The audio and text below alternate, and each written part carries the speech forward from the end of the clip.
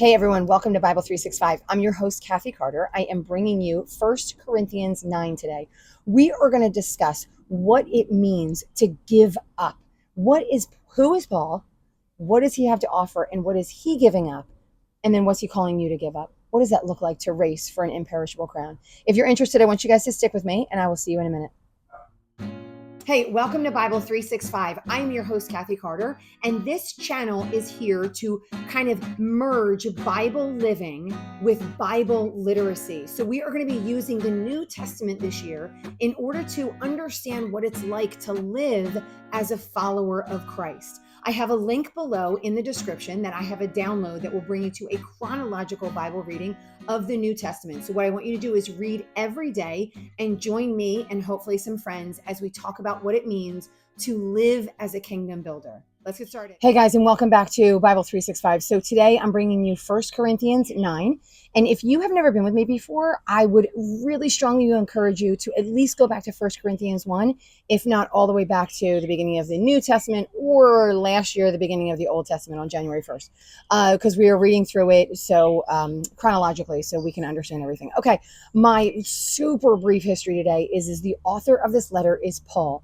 Paul is an apostle that was saved after the other 12 on the road to Damascus. And so, again, go back to Acts if you need to get a refresher on that story. He's writing this letter to the church in Corinth, to the people in Corinth, not because they are adding or taking away from the gospel, but because they understand the gospel and they have been changed by the Holy Spirit, and yet they're sinning. And so he considers them immature. He considers them, so he's having problems with them and he's rebuking them and reprimanding them to get some of this stuff out of their body of believers, right? Because it could cause the whole set of believers to turn bad. He uses the expression leaven, right, inside bread. If you that one piece of leaven leavens the whole lump, so you got to remove that in order to create a new lump. And so it sounds harsh, but he's like, all of this sin that's happening in your church is going to contaminate the church. And if you have been a part of a church for any point in your life, and maybe not if you've been on the outskirts, right? Like in some ways being on the outskirts, like just showing up on a Sunday morning, there's actually, it sounds awful, but there's some peace in that because you don't really get to see the ins and the outs and the deeper layers of it. But if you have served in any kind of church capacity, especially a church that is over 100 people, you're going to see a lot of stuff that should not be going on, right? And so there's a lot of ways that this letter should be dwelling inside of us and kind of like turning our stomachs in a way like we got to do something about this. Paul is saying like this is not okay in our churches. We're reprimanding the outside world and we're not reprimanding what's inside of our church. The outside world doesn't follow Christ. So I need us to really grasp onto this point that like those who don't believe in Christ and like genuinely, right? Like those that don't believe in Christ, those that for the most part don't live in such a way, don't show up in these buildings and don't meet with other believers. Those people are not following Christ. And so our job to them is just to preach Christ to them. Once you are inside the body of the church, because I hate to say church because it's not a building, but once you're inside and you're growing and learning and loving and following and you feel like your life has been changed, it's time for like people to come to you and say, that's not the way we're supposed to be living, right? There should be more rebuke inside of the church than outside of the church. And we spend way too much time outside of the church and nowhere near enough time inside of the church. And probably a lot of us are sitting on sin that we should not be sitting on and dwelling in it, right? So like this is a call even to look in the mirror to see what's going on. And so he's calling out to them and he's saying, so he was letting them know like this needs to be cleansed out of the church. And then we move into chapter 8 and he's then talking about like, how do we help a brother? And he's talking about that. And so the one thing that they wrote a letter. And so now he's kind of responding like, hey, when it comes to idols, right? And when it comes to eating food that's been sacrificed by idols, like whatever, you're free, you can do it. However, if it causes anybody to stumble, then you should not be doing it. And his final sentences in verse 13, therefore, if food makes my brother stumble, I will never again eat meat, lest I make my brother stumble. So inside of the church, We are supposed to be encouraging, lifting, sacrificing, fellowshipping, sharing in meals, right? Like these are all the things that we're to be doing with each other. And I've said on too many occasions that sometimes I find more comfort and honesty outside of the church, and that's not to be. Like, we should be inside of the church, and we should be being honest, allowing people to have conversations with us, and we should be having conversations with them, right? There should be some truth and some reality there.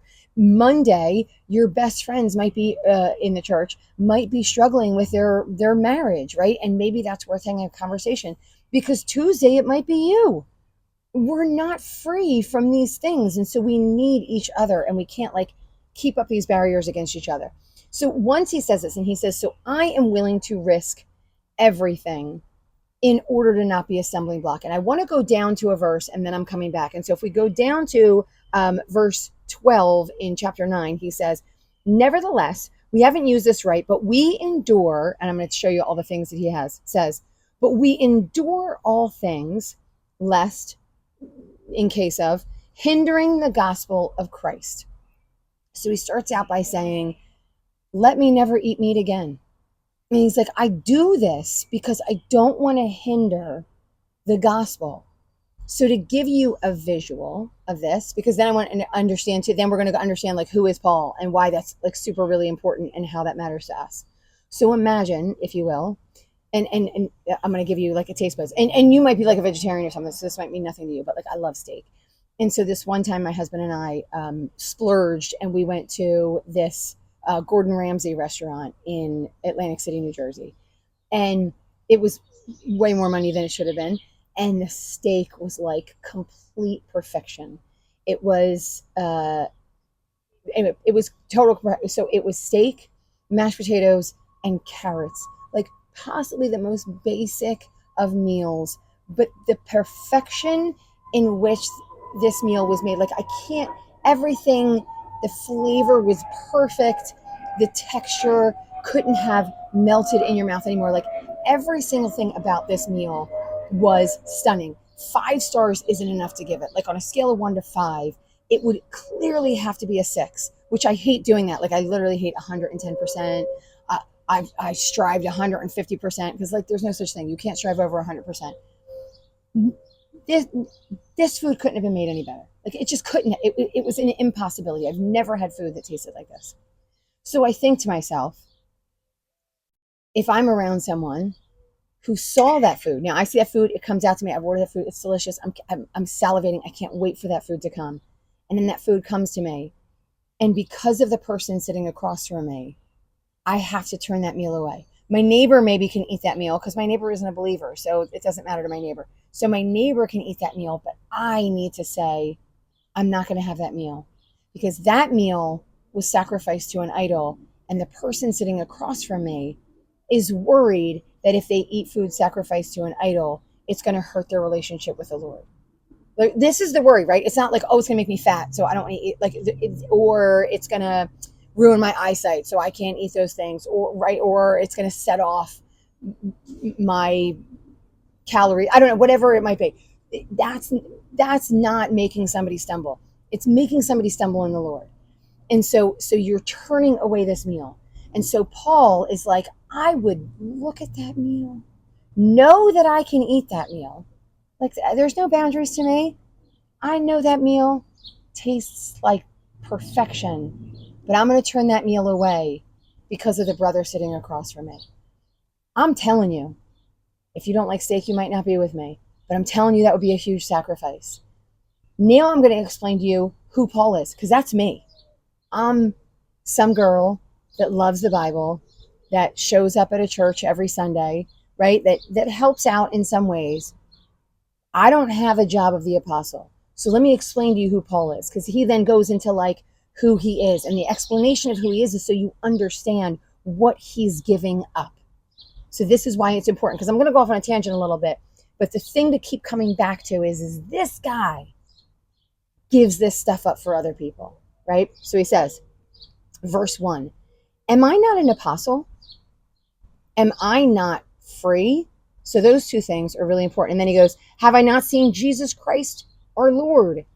Are you not my work in the Lord? And then he goes, if I'm not an apostle to others, yet doubtless I am to you, because you are the seal of my apostleship. Okay, so let's just pull back a little bit from that. So he says, am I not an apostle? So what is imperative to recognize, whether you believe they're still here or not? I believe they're still here. I believe that there are still apostles, right? I believe apostles have a special calling. They are ones that go out and preach. Maybe we call them missionaries now. They go out and they preach the word to people who have not known or understood Jesus. They go out and they build a foundation of a church where there was no foundation. So I'm not going to call myself an apostle, right? I'm not going to say that. Paul is an apostle. And how we know that Paul is an apostle, he says, you guys are my seal, the church in Corinth. How the church in the Corinth is proving that Paul is an apostle. So Paul built up this church. And because this church was built in the name of the Lord and they follow the Lord, that makes Paul an apostle. So what did Paul do? Paul built the church, therefore it makes Paul an apostle. This is the way I'm looking at it. He says, am I not free? He recognizes I don't have these boundaries and restrictions. I'm not under any of those rules. I recognize the freedom, right? He broke me from the chains, the freedom that the Lord has given me in all things. I'm not bound, right? Like I'm not breaking the rules by doing some of these things because I have freedom. I've seen Jesus. Jesus came to Paul on the road to Damascus. Just like think of what you have and what you are. And you might be something important in your church. So I'm not taking any of that away. But think of that and then think about where Paul is. And then he says, my defense to those who examine me is this. Do we have no right to eat or drink? Do I not have a right to take a believing wife? So he's like, so these apostles, these people that are going out and being sent, he's like, I'm free. I've seen Jesus. And when I go places, I have the right to bring my believing wife. We understand that Paul does not have a believing wife, but for those other apostles that are going out, they have the right to bring a believing wife and other people to be supporting them, right? To be giving them all of their needs while they're coming in there and giving the freedom of the gospel, right? And building this church. He said, the brothers of the Lord in Cephas, so James and Judas, it seems, the Jude that wrote the book, Jude, they're out, and maybe they're not the only two, maybe more of his brothers are out there. Cephas, I believe this is Cephas, Peter, which is kind of confusing to me because Cephas if it's that Peter, he is one of the apostles, but I'm just going to take it as Cephas. And he says, those people are going out, and then he said, is it only Barnabas and I who have the right to refrain from working? So like, no, as apostles, we have the right to refrain from working and you guys to pay our wages because we are doing some of the Lord's work. And he says, who plants a vineyard and doesn't eat of its fruit? I'm planting a church. It's fine if the church pays for me. And I'm saying this as one, because this is really tough, right? I am having some trouble believing that we should have one pastor preaching every week, right? And that's it, right? And like nobody else is standing up there, because there are a lot of people who have gifts of preaching and teaching and evangelizing and encouraging, right? These are actually gifts of the Spirit. However, it looks like people who are going out and planting churches are to be supported. So what that looks like, I don't necessarily know the differences in those things, but like kind of just like opening up about like these passages are a little bit tough for me because I don't necessarily think that our pastor should be a full-time pastor and not have any other kind of job. I don't necessarily think that that's what it's supposed to be. I don't necessarily think that's what these things are saying, but what these things are saying is if somebody has given up their life to bring the gospel to people, then it's justified that they get paid for it. Right? Then it's not offensive that other people are giving them wages, so to speak, in order to live, because the service that they're doing is a service that other people are unable to do. I hope that makes sense. And I'm not, again, the details of that are kind of a little bit shades of gray. So, and he said, if we have sown spiritual things for you, is it a great thing if we reap your material things? If others are partakers of this right over you, are we not even more? So then he's saying of himself, like me and Barnabas. And then he's like, nevertheless, we haven't used this right. So I'm going to explain to you, I've given up these things, as Paul. I've given up these things. So he's asking them to give up eating food if it's going to be a stumbling block for other people. Like, I'm telling you, there is freedom. You can eat that steak. But I'm also telling you, you should give that up if it causes them to stumble. Look at all Paul has given up. Paul, in many ways, would be considered above most of us in the ways of the Lord, right? In following the Lord and doing what the Lord asks in the jobs that the Lord has given to him, certainly in his suffering. And so he's like, but if I gave all that up, this is what I'm asking of you. Would it kill you to sacrifice for your fellow believer? That's what we're supposed to be doing. He said, do you not know that all those who minister to the holy things eat of the things of the temple? So he's continuing to say, like, these pastors, these people who are bringing the Lord to you, they all back through the Old Testament, they all ate things of the temple. And he said, even so, the Lord has commanded that those who preach the gospel should live from the gospel, right? So they should be fed in everything by you. But I've used none of those things, nor have I written these things that it should be done so to me. I'm not even telling you that you should do it, because it would be better for me to die than that anyone should make my boasting void. So when I come and be like, this, look at this. He's like, I don't want to make that void by taking anything from you guys. I don't want to make it my job that you guys paid me in order for this service. So Paul, in a lot of ways, is going above and beyond what we see some of the other apostles doing.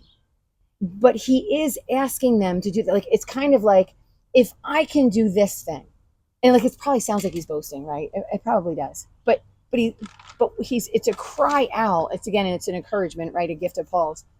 It's a cry out to these people that they can do these things, but to give them up is more loving. That is the better thing.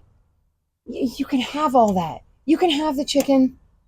You can have the pork. You can have bacon again. Isn't that amazing? You can have bacon. But should you? In this particular circumstance, maybe you can have the bacon next week. Maybe you can't have the bacon for the next 3 years. Maybe you can't ever have the bacon again. But is that such a sacrifice if you're drawing people to the Lord? So here he says too, verse 19, he said, for though I am free from all men, I have made myself a servant to all. So this is what he means when we all use this expression. Again, another like sort of overused expression. I'm all things to all people.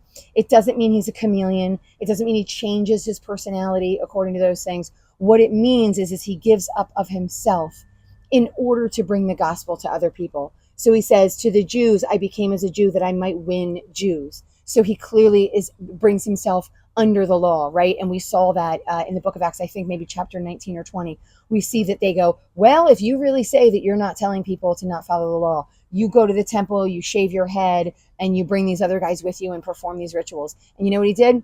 Okay, sure thing, done. Do it on your dime. Yep, you know what? I got it. I'm in. Let's do this. And even after he did that, he came out and he got arrested. And he didn't go, guys, did you see all the stuff that I just did for you? He didn't do that. He was still preaching the gospel the whole entire way. Nothing became a stumbling block for Paul to preach the word to people. This was always his first love. This was always the most important thing on his things to do. He said, let's see just some other ones. To those who are under the law as under the law, that I might win those. To those who are without law as without law. So when I go to the Gentiles and they're like, I have no idea what you're talking about. Guess what? He's like, okay, no problem. Let's go with that. I'm not going to worry about those things. And he preaches to them as under the law because he knows that preaching the gospel to them, right, and having them understand Christ is more important, more loving than being under the law, which he isn't anymore anyway. To the weak I became as weak that I might win the weak. I have become all things to all men that I might by all means save people. The word, and I circled the word become because he doesn't act like he's those things. He doesn't act, I'm going to act like I'm under the law. No. He becomes those things. So in personality, he reflects those things. So they don't go, oh, this is a guy, thinking about something now. Imagine that you are, I am who I am, right? Like a middle class, 50, almost 50 lady. Um, I don't put my hair up in little buns and go to the club and act like I'm 20, right? Like they're like, "Ooh, you're definitely not that thing, right? But maybe I don't, if I were to be around those people in order to preach the gospel, right? Like young 20s or kid people like my kids' age, I might not speak to them in Christianese, right? Like I might speak to them in the way that they speak, right? Not, and I'm not faking my way into that thing, right? But I'm understanding, I'm becoming in some ways like, what does a 20 something think like? How is a 20 something behaving? And then how can I speak to them how can I love on them in a way that shows the gospel to them, right? I don't go, well, like, you guys just don't realize how dumb you are, right? Like, which would probably be my initial instinct, is because I'm like, I'm a parent to kids that age, and I'm like, oh my gosh, they haven't even lived life yet, let alone. But I would speak to them as them, right? And again, I couldn't fake it. I'd have to understand where they've been, where they come from, what they understand. I would have to love them in that way, to care enough to become them. And this is all, as he says, for the gospel's sake. This is all for the gospel's sake. And then he finishes and he says, this is kind of the end of the section. He says, do you not know that those who run in a race all run? So there's this race, right, happening, and everybody runs. So there's a track meet, whatever. Everybody runs. There's only one winner. There's not 100 winners. Every single one is running, though. And he says, run in such a way that you may obtain it. You want to be the winner in the end. You might not be, by the way, but you want to be the winner in the end. You're running with everything you have. When you're preaching the gospel, so if we go to evangelism or living your life in a Christ-like way around anybody, when you're doing this to your utmost. You're not barely scraping the surface. I'm going off on a small tangent because I was in church today and we did the parable of the Good Samaritan. And the whole idea in my mind was behind this parable is he's speaking to a lawyer who understands the law, right? He understands how to just get to that. Like, I'm just going to get right to that law, but I'm not going to fully cover the law. I'm just going to do what's technically legal, which we've all done before, right? I'm just going to do what's legal. And he's like, hey, let me explain to you what it means to love, right? Like, you're like, the law says these things, but let me explain to you how much more the law is, right? Like, if you've read the parable of the Good Samaritan, which I'm sure you have, go back and read it again and understand that he's telling this lawyer, like, he's trying to explain to this lawyer, like, this is what the law says, and you follow those bare bones, the bare essentials. But love covers so much more than that. And I'm calling you to love. I'm not calling you to follow the law. I'm calling you to love on people. And so he says, run in a way, right? Love in a way that the Good Samaritan loved. Don't just follow the law. What would it mean if somebody fell in the road? Well, it would mean like I can't touch them because, they're dirty and I think they might be dead. And so I got to just pass right by them. No. We're going to pass by that law, right? And we're going to love on them and we're going to touch them and we're going to try and save them. And we're going to then give money for them and we're going to check on them the next day. And we're going to say, if they owe more, you're going to give me more. And we're going to do that all in the understanding that this person would be somebody that would hate me. This person wouldn't even be somebody that would talk to me when I'd be on the street. They might even spit on me if they passed by me. There's a difference. That's how we should be running. We're running that we might even get spit on, and yet we're going to love you anyway. You might spit on me, and still I should not eat food sacrificed to idols if you can't eat food sacrificed to idols. This is what love looks like. It is way harder than you can imagine. So he says, run like you might obtain it.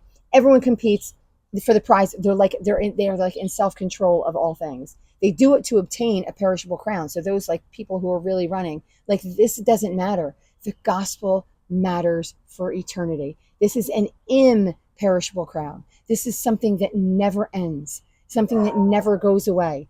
And then he said, thus I fight not as one who beats the air, but I discipline my body. I bring it into subjection, lest when I have preached to others, I myself should become disqualified. So I bring myself into some living and sacrificing and offering in such a way that when someone sees me, they're not like, ew, that's what a Christian looks like. That's the no nonsense version. That's where I'm ending today. So I hope you have found this to be a blessing. And if you have, I want you to like, share, and subscribe to the channel.